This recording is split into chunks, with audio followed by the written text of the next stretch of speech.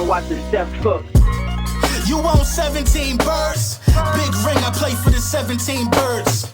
Hit my line if you want 17 birds. Big ring, I play for the 17 birds. I know a guy if you want 17 birds. Big ring, I play for the 17 birds. I know a guy if you want 17 birds. Big ring, I play for the 17 birds.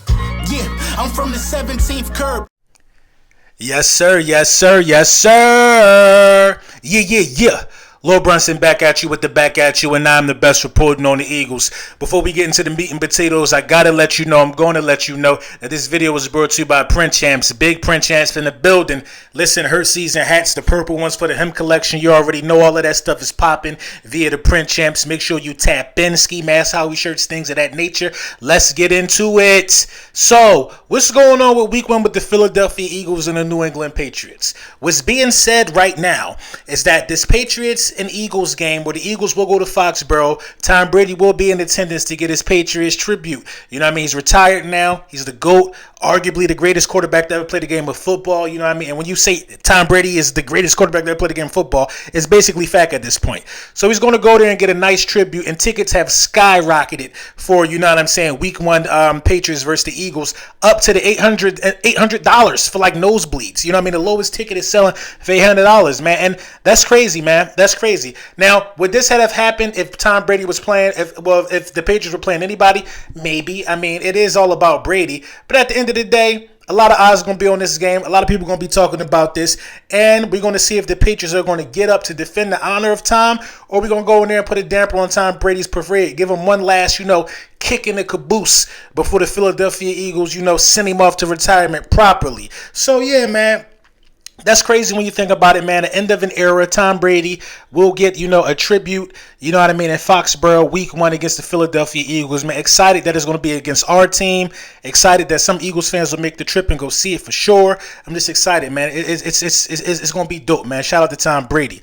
Also, man, this list right here is kind of crazy to me, man. So PFF, you know what I mean? They think Darius Slay got some type of gauntlet that he got to go through in terms of the wide receivers that we play this year. Who's up there on the list? You got Justin Jefferson. You got CeeDee Lamb twice. You got Stephon Diggs. You got a lot of top-notch wide receivers on this list that they're saying that A.J. Brown is. Mike Evans. A lot. And then let's really think about it. Debo, I can keep going. I know I'm probably forgetting Cooper Kupp. It's a lot of guys out there, you know what I mean? But then when you think about it, who's stolen the ball?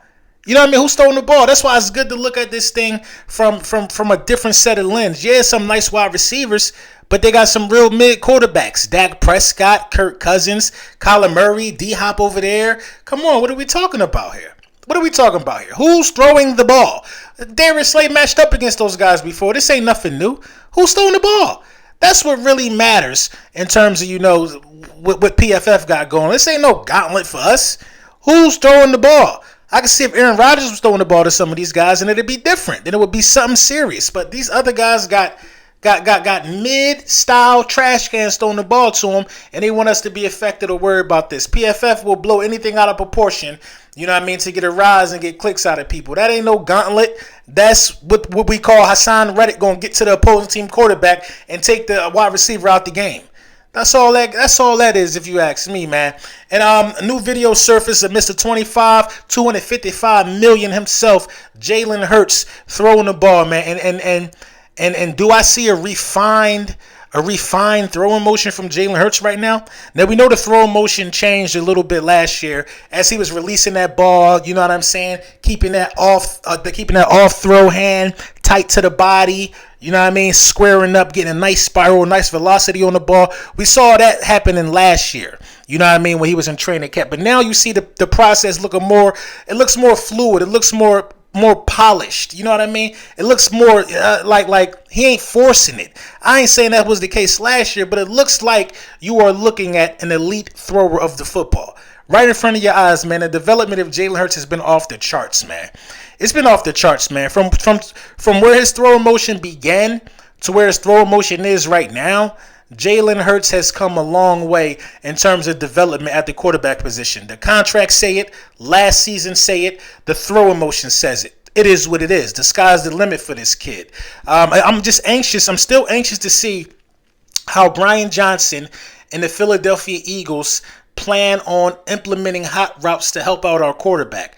That is the one thing that I would change with this offense. Now, as good as this offense was last year, largely in part to the development of Jalen Hurts, one thing that still can make this offense better is implementing hot routes. The implementation of hot routes would take this offense to the next level. More running back screens would take this offense to the next level.